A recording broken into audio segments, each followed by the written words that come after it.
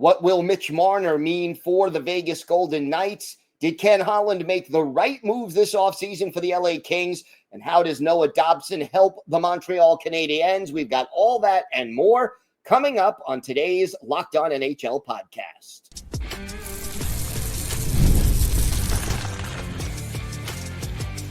You're Locked On NHL, your daily podcast on the National Hockey League. Part of the Locked On Podcast Network, your team every day. Gil Martin here, and welcome everybody to the Monday edition of the Locked On NHL podcast, part of the Locked On Podcast Network, your team every day. I want to thank everyone who makes Locked On NHL your first listen every day. Don't forget to subscribe on YouTube or wherever you get podcasts so you never miss an episode. Today's episode is brought to you by FanDuel. Right now, new FanDuel customers can get $150 in bonus bets if your first $5 bet wins. It is my pleasure to welcome back to the show the co-host of Locked On Vegas Golden Knights, Chris Gawlik. And Chris, the Golden Knights made the biggest splash of the offseason, trading for and signing Mitch Marner. Talk to me about the impact of this move right here. I mean, I'm sure everyone's absolutely shocked that the Golden Knights made the biggest offseason splash. They never chase the shiny new toys or go after the biggest names in free agency or trade targets. So I know this is groundbreaking news. No, I mean, this is incredibly exciting. The Golden Knights had two choices. They could have got more depth pieces, did what they did last year, which was good enough to win a regular season banner. They won the division. Who cares? No one does. That team was not good enough come playoff time. Now, there were some injuries and a lot of things happening there, but at the end of the day, that team was not good enough as is. So they went out and found another superstar to complement Jack Eichel and the rest of that lineup, and it's very exciting. Where do you see, who will Mitch Marner's likely line mates be? What you're seeing right now is a top line being penciled of Eichel, Marner, and Barbashev. I personally would prefer to see Eichel and Marner on separate lines. One, because they're both 100-point players. Of those 100 points, probably 65 to 70 of them are going to be assists. Neither one of them is really that shoot-first type of player. So what I would like to see is a top line of Eichel, Barbashev, and Stone, which is how it was for most of last season, injuries pending, of course.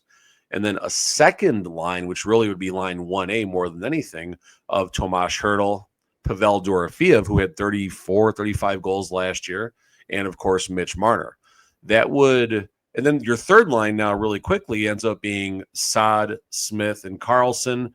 And then you have Sissons, Brett Howden, who's getting forgotten about right now in Kolesar. So you have four really balanced lines that are really more about defense first than they are offense. Who are some of the players do you think that will benefit most from Mitch Marner, and who's going to lose some ice time and probably be a little disappointed by the addition?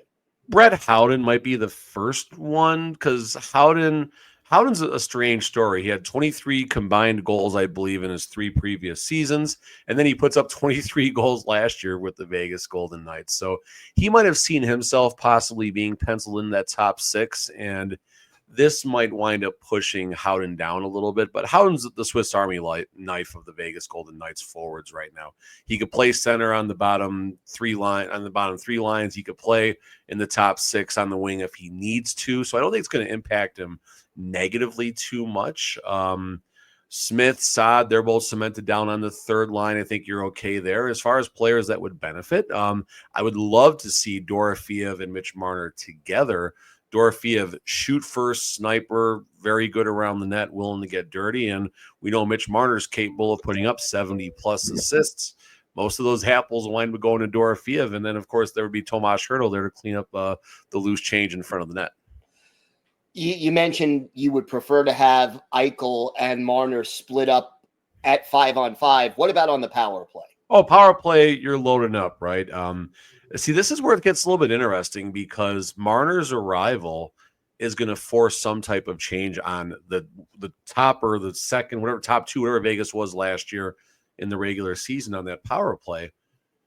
that original unit was some combination of Eichel and Stone and Theodore and Dorofeev and Hurdle. So you're not taking Stone away from the bumper position, I don't think. Hurdle 50% plus in the faceoff dot. You're not taking him away from there. Jack Eichel is a career 46%. You don't want Eichel taking that first faceoff of the power play unit. So this is where it's going to be a little bit interesting to see how Coach Cassidy manages that. But you will see Eichel and Marner together.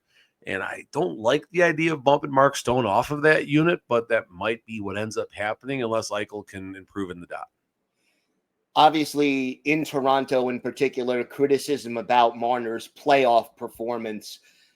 How do you feel about that? And does it even enter your thought process? Toronto's irrelevant. They haven't won a Stanley Cup since before most of those books written behind you. No, I mean, listen, the Leafs haven't been able to figure things out. And while the Leafs are much, much, much farther along as an organization as like the Buffalo Sabres were, I do compare the situations where, simply put, the Leafs could not ice a team for the last 60 years or something like that to win a Stanley Cup. So is part of that on Marner? Absolutely. And the glass half full, Marner has 63 points in 70 career playoff games. The glass 3/4 empty, according to most Leafs fans, is Marner disappears when it matters most in the playoffs in games 5 through 7. And to be fair, there are scoring metrics and stats that do support that claim from Leafs fans. I look at the Golden Knights right now, cover your ears, Leafs fans, as a much better organization as far as success goes. They've been to 2 Stanley Cup finals, 4 conference finals in the last 8 years of their entire existence.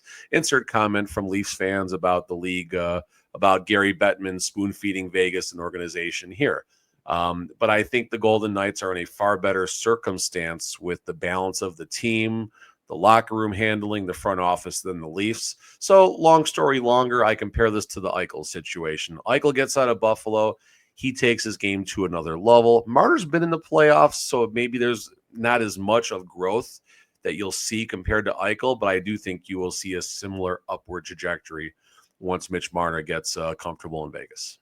One other thing that people have talked about is the media spotlight in Toronto. Obviously, it is very, very heavy. How will the difference between the culture in Toronto and in Vegas impact Mitch Marner? The media circumstances are much different. I interviewed Ryan Reeves the previous year in the offseason, and it was at a charity softball event that happens every summer here in Vegas that Jack Eichel puts together. Riley Smith used to put it together, kind of had a passing of the torch, but now Riley Smith is back. So that's a complicated matter. But long story short, we were talking to Revo and he made a comment. He said something about the media situation is a lot different. And he alluded to it being a little bit tougher. So I said, what are you calling us soft? He's like, no. There's just more of them in Toronto. So long story short, Ryan Reeves thinks the media in Vegas is a little softer than what's happening in Toronto. But I think the pressure is just as tough or tougher from the front office to deliver in Vegas because of all the accolades I just mentioned, what Vegas has done in the last 8 seasons. You don't sign Marner with the aspirations of Stanley Cup or bust. A trip to the conference final is not a successful season, in my opinion, and most likely in the opinion of Bill Foley, who owns the Vegas Golden Knights. Injuries, a lot of things can change that, of course. But it's Stanley Cup or bust, and the team is still trying to improve. Rasmus Andersson is on the table from Calgary, and I think that's going to happen this week. That's just me. You talk about what still could happen. What's the biggest need they're looking to fill right now? I mean, really quickly, goaltending is a concern. Akira Schmidt as the backup, who did not do well at the American League level last year. That's a concern. Aiden Hill was better than good. He was pretty solid in the regular season, 50 appearances for the first time in his career. Good on Aiden to shake a lot of his health issues. With the loss of Pietrangelo, you're really missing a key cog in that defense who can put up 20 minutes a game, 20 responsible minutes. Yes, you got Hannafin and McNabb and Theodore and such, but Zach Whitecloud, I don't think is ready to make that step, which is why Rasmus Andersson is on the table. And I think that deal gets done sometime in a week or two. All right, we'll keep an eye on that. And I know you'll have it covered every step of the way. Chris, why don't you tell our viewers and our listeners where they could find the podcast and where they could find you and your co-host on social media? Yep, you can find me arguing with Leafs fans at TD Chris G. That's a touchdown TD Chris G on Twitter. And then, of course, Locked On Vegas Golden Knights on YouTube and anywhere you can catch your podcasts. Chris, thanks so much. Thank you. Today's episode is brought to you by FanDuel. Summer sports are in full swing, and whether you're all about baseball under the lights, golf on the green, or high-stakes soccer action, FanDuel is the best way to make every game even more exciting. You're already following the action. Why not make it a little more thrilling? With FanDuel, you can get in on the game while your friends are getting sunburned at the beach. I've been using FanDuel to track my favorite matchups, and the app keeps it fresh with new daily promotions and fun ways to bet. It's easy to use, fast to pay out, and even makes regular season games feel like must-watch events. Whether I'm placing a same-game parlay or watching a bet ride into the ninth inning, FanDuel makes it feel like I'm part of the action. New to FanDuel, new customers can bet just $5 and get $150 in bonus bets if your first $5 bet wins. Again, bet just $5 and you'll get $150 in bonus bets if your first $5 bet wins. Open the FanDuel app today or visit FanDuel.com to get started. It is my pleasure to welcome back to the show the host of Locked On LA Kings, Eddie Garcia. And Eddie, it's been a busy offseason for the Kings. Ken Holland comes on as the new GM. And a lot of people have mixed reviews about his moves in free agency. What's your take, and where does this team stand as of right now? Well, I think a lot of those opinions are very understandable. He was active, but the players that were added were brought in to fill a specific need that he hopes that they can, contribute to getting this team finally out of the first round of the playoffs. I think I understand what he's trying to do. Whether it works out or not, obviously, will ultimately not be determined until the playoffs get here. But I completely understand a lot of the eyebrow raising, a lot of the skepticism with not only the players who were brought in, but the contracts that they were given as well. There were reports that the Kings were one of the finalists for Mitch Marner. That obviously didn't happen. Encouraging that they would be in on some of the big time free agents out there, because that's something that historically they've never done very well at. They add pieces. They've never hit a home run with the big time free agents as far as signing them as free agents. They've made obviously huge trades, Wayne Gretzky being one of them. But for whatever reason, free agency is not a place where the Kings usually do any kind of damage, and that has continued again this season. But again, they're hoping that the pieces they brought in fill specific needs, and that can be part of the puzzle to get them past the first round of the playoffs, where they haven't been out since the 2014 championship. What specific needs do you think that Holland was trying to address, and how much of it is we have to be better than the Edmonton Oilers? Well, considering they've lost 4 years in a row to them, that's a pretty big component. And obviously Ken Holland knows the Oilers very well, having been the GM of them for many, many years recently. So as far as what they were looking to improve upon, it was, instead of maybe getting that big name up front, and they did apparently explore that with Mitch Marner, when that wasn't going to happen, it was making the bottom part of the team better. Strengthening the fourth line, which they have done, adding Corey Perry and Joel Armia, big guys who are veterans who can give the Kings hopefully 4 lines that they can roll through and use in the playoffs, because they didn't do that this year against the Oilers. They were basically a 3-line team, and I think that hurt them as the series went along. And also the bottom pairing defensively. They got bigger. They got more veteran, if you want to put that kind of a spin on it, in Brian Dumoulin and Cody Ceci. They're, again, bigger guys who have played a lot of postseason hockey. The Kings played like 4.5 defensemen in the playoffs, and that didn't work ultimately against the Oilers, because it looked like they were worn down as it got into games 5 and 6.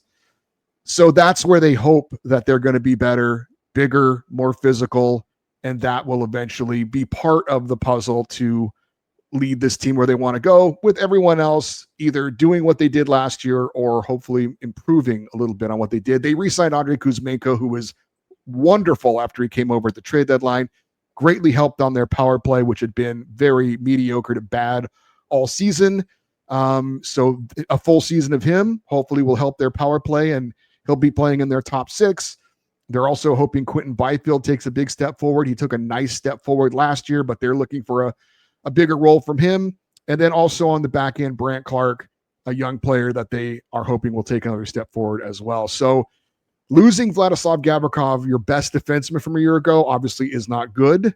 It's certainly, I think, very easy to say that the defensive core isn't as good as it was a year ago. But when you look at the Kings' strength, which is team defense, I think they're hoping that Dumoulin and Ceci in a reduced role in that scheme will help them still be very adequate defensively. And then the depth on the fourth line, again, they hope the whole team is a bit more solidified, and then that will be the difference in the playoffs.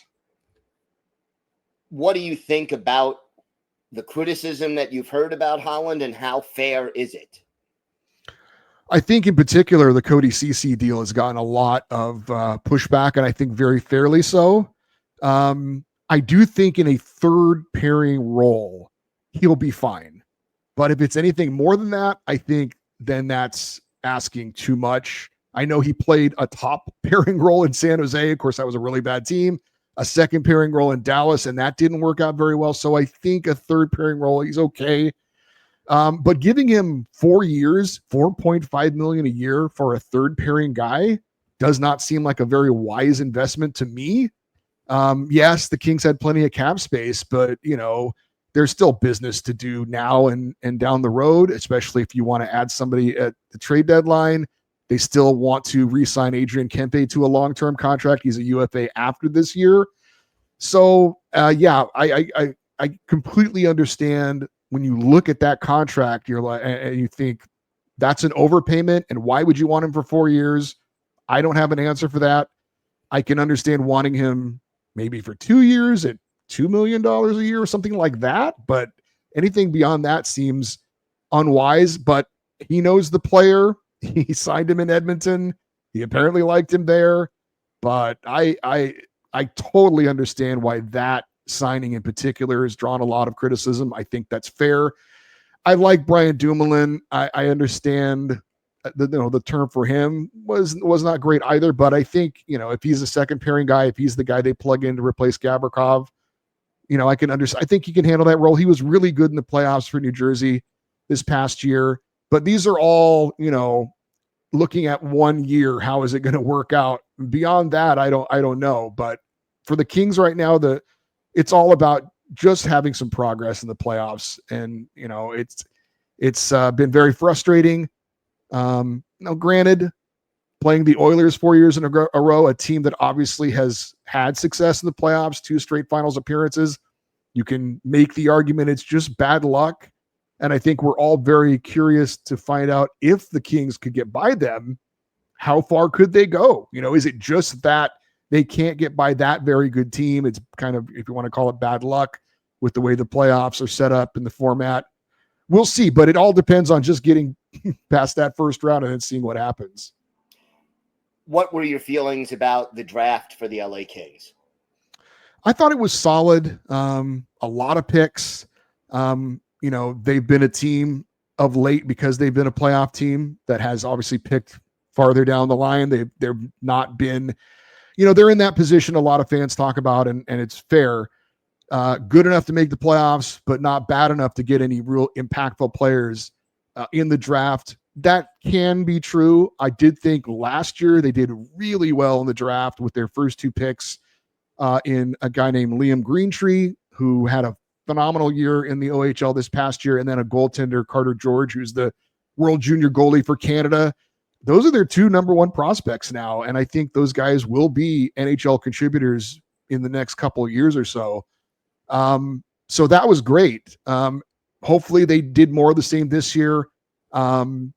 this draft was apparently not as deep as a lot of drafts. So I think they're, hoping that, and the Kings have done really well with their later picks, with 4th, 5th, 6th round picks. They've done very, very well, which is pretty surprising. But I think the draft was okay for them. I don't think there's certainly any stars that are coming out of this crop that they selected, but they hope that there's at least two solid contributors at some point. All right, Eddie, why don't you tell our viewers and our listeners where they could find the podcast and where they could find you on social media?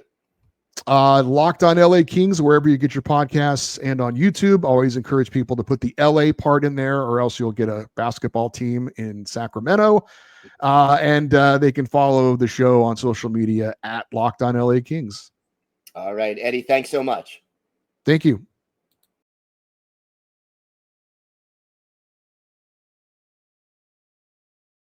It is my pleasure to welcome to the show the co-host of Locked On Canadiens, Ian Boisvert, and it's been an eventful offseason, Ian, in Montreal. Let's start with the biggest news. Noah Dobson, now a member of the Montreal Canadiens. Where do you see him fitting in Montreal, and what impact do you expect him to have? Yeah, I think Dobson steps in and becomes an immediate impact top 4 defenseman for the Canadiens. Probably as of right now, he's their best right shot defenseman. They had Lane Hutson playing on the right side last year, which is just a hilarious ask of a rookie defenseman who ended up winning the Calder anyway. He says he feels comfortable on the right side, but this gives Montreal some flexibility to move him back to the left. I like the concept of playing Dobson with a Caden Gawlik instead of a Lane Hutson. Lane Hutson and Noah Dobson are kind of one and the same in that they want to play more offensively. They want to move the puck up the ice, whereas Caden Gawlik is more of a very steady, stabling defensive defenseman, and he has more offense to give in his game, Caden Gawlik, but he has a hard time doing that because he's being asked to play so sheltered defensively. So I like the idea of putting Dobson with Gawlik, not only to give Dobson a more defensive option, but to give Gawlik a potentially more offensive option and maybe get the better of him. Moving the puck the other way. So he steps in, he's going to be an immediate impact right shot defenseman. It's why Montreal paid a decent price to get him, 2 first-round picks and a player that they loved in Emil Heinemann. And they get this defenseman. They pay him $9.5 million for the next 8 years, and he's going to fill that role for them. How do you see the power play working out with Hutson and with Dobson? I don't think there is anybody who is going to unseat Lane Hutson as the power play quarterback for power play 1. That's just the nature of the beast. It's why I think, you look at Dobson's 70-point season, and I know Canadiens fans are thinking, well, he can do that here. Well, he's not going to have a lot of power play time. So you might have to limit your expectations as far as point totals because he's going to be a power play 2 quarterback. That's going to be his spot.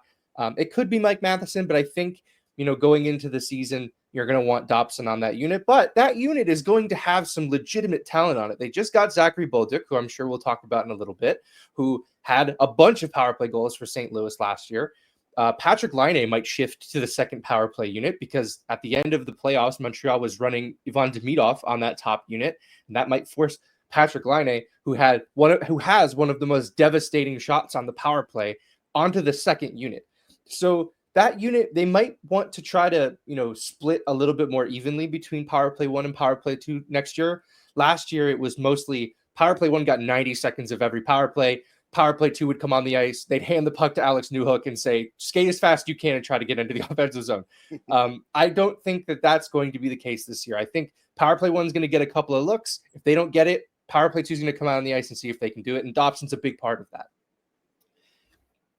Talk to me about this year's draft and some of the other moves that Montreal made this offseason. Yeah, let's start with the draft because I think it was an interesting one for the Canadiens. It was the first time since 2008 they did not make a selection in the first round. So it was a very odd draft, other than it just being the decentralized draft. It was odd for everyone, but I'm sure for Canadiens fans, it was very odd to not see them make a pick. Their first selection, I think, is one that I'm most excited about or most intrigued with in Alexander Zhuravsky. Right winger out of Russia. Montreal had him as a first round talent. If they had kept their picks, there's a good shot they would have taken him at either 16 or 17. They move up on the second day of the draft. They move up from 41st to select him 34th overall. This is a kid who is a real boomer bust project for the Canadiens. Very small. He's the lightest player in the draft class at 163 pounds. He's under contract in Russia until May of 27, but he has incredible hands. He's got an offensive skill set, an offensive mind. The mandate handed down to Nick Bobroff and Martin Lapointe, who are in charge of scouting for the Canadiens, the mandate handed to them was go find us top 6 talent, which I think is funny when you ask them to do that and also take away the 2 first-round picks that you have. But I think they took their shots, right? They're done swinging for just putting the ball in play. They're trying to hit home runs now. Jurowski has a chance to be that home run. In his first 16 MHL games this year, he had 6 points, which is bad. In the last 29 games, he had 46 points. So he was a riser late in his draft year. Really excited about this player. Other than that, I think the Canadiens took some shots on some other offensive players. Bryce Pickford is a defenseman out of Medicine Hat of the WHL. He just set a record for most goals scored by a defenseman in a playoff run. That's another player I'm very interested in. If he can round out his game and be an offensive weapon on the blue line, it's a pretty exciting guy to have. And then how about some of the other moves in trades and free agency? Yeah, I think the big one is moving Logan Mailloux to the St. Louis Blues and getting Zachary Bolduc, a Quebec product, winger from the St. Louis Blues. It's always exciting to get one of those players to come back to Montreal and play for the team that he rooted for growing up. With Logan Mailloux, obviously there's a lot to be said about how he came into being a Montreal Canadian. He was drafted after a draft year where he had committed crimes overseas and had told people, do not draft me. The Canadiens did not heed that request and drafted him anyway and made a mess of the entire thing. Mailloux has played in the AHL the last few years. His offensive game is still there. It's always going to be a part of his game. His shot is a weapon. I actually saw his first NHL goal live on the island. I was in Long Island for that game. And his shot is just a legitimate weapon. It's why a team like a St. Louis might be willing to send a more established player back the other way in Zachary Bolduc. Dobson, his acquisition made Logan Mailloux expendable because now you're looking down the right side and Montreal is probably looking at, Dobson being in that top 4 on the right side and David Reinbacher, who they selected 5th overall, much to the chagrin of Canadiens fans everywhere. They very much believe in that player, as do most Canadiens fans now.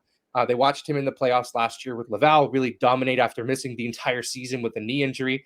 So Mailloux became expendable in that they wouldn't be able to play him in a top 6 role. They'd be playing him on the 3rd pair. Is it worth keeping that kind of player or moving him for a valuable part you can use? And that's what Montreal ended up doing. Very excited at the return with Bolduc. Like I mentioned, power play goal scorer with St. Louis in a very limited role. He's a hard forechecker. If teams are trying to learn from what the Florida Panthers did and have done over the last few years, it's their forecheck. They'll forecheck you into the ground. Zachary Bolduc is the kind of player who you want to bring in to bring that forecheck to your team and, take your team into the fight. If you're playing him on a second line, potentially with an Ivan Demidov, you're giving a guy to Ivan Demidov who's going to go in and get the puck. That's going to be incredibly valuable for not only the Demidov, but the Canadiens as a whole. So the moves that they made were very targeted. They knew what they were doing. They had been talking to St. Louis allegedly for Jordan Kyrou for some time. There are some rumors that maybe those conversations are not done being had. They're still talking allegedly to the Blues about a Jordan Kyrou. I don't know how that deal fits, but the Canadiens are still looking around. Kent Hughes is always one of the more active general managers, so I'm not certain he's done yet. What do you think he'd be looking to add most at this point? Yeah, I think centers is where the Canadiens need some help. So they've needed a second line center. After last season when Kirby Dach got injured and even when he wasn't injured, when he was still coming back from his previous injury, he wasn't playing well. It's not that he's fallen out of favor. It's that the Canadiens need to protect themselves in the case that he does not become the center they hoped he'd be. So they're looking for a second line center. They're also looking for a third line center or maybe a fourth now if you're bringing up Jake Evans to the third line. Christian Dvorak, who I know Canadiens fans weren't big fans of Christian Dvorak last year, but he played an incredibly valuable role. The Canadiens did not have a left-hand shot center who could win faceoffs like Christian Dvorak. He was the only one doing that. He was penalty killing. He was winning those draws on the left side. He was invaluable to Montreal. He's gone. He leaves for Philadelphia, and I see why. He signs a 1-year deal at $5.4 million. Montreal is never going to offer him that. So good for Devo there. And Yoel Armia is another guy who left on that penalty kill. So they need some depth forwards. They need some guys who can penalty kill. They need some guys who can win faceoffs. Other than that, a lot of the work the Canadiens needed to do is done. They got the big right shot defenseman. They've added another impact forward in Zachary Bolduc. They're obviously looking to add more, but those are the key replacements. They have not replaced Christian Dvorak, and they have not replaced Yoel Armia. We'll have to wait and see what they do, whether they get a late straggler on the free agent market, like potentially a Jack Roslovich, or if they try to swing for another trade later on in the summer to fill those holes. Going to be interesting to see how it all pans out. Ian, why don't you tell our viewers and our listeners where they could find the podcast and where they could find you and your co-host on social media? Yeah, you can find Locked On Canadiens anywhere that you get your podcasts, including on YouTube. We're doing daily shows for a little bit longer before we go down to 3 a week soon. Locked On Canadiens everywhere. We're posting things, Blue Sky, Instagram, and TikTok. You can follow me at Maybe It's Ian on all of those places, and you can find Laura, my co-host Laura Saba, at The Active Stick on all those places as well. All right, Ian, thank you so much. Always a pleasure. Awesome. Thanks, Gil. Appreciate it. I want to thank my guests, Chris Gawlik of Locked On VGK, Eddie Garcia of Locked On LA Kings, and Ian Boisvert of Locked On Canadiens for joining me today. I'm Gil Martin. I host the Monday edition of Locked On NHL, and I co-host the Friday edition along with Rachel Donner. Don't forget, we're here all off-season long, bringing you the stories that matter most from around the world of hockey. Every day, Monday through Saturday, new episodes drop. So hit the like button and subscribe so you never miss an episode. Have a great day, everyone. Thanks so much for listening to and watching today's episode of the Locked On NHL podcast.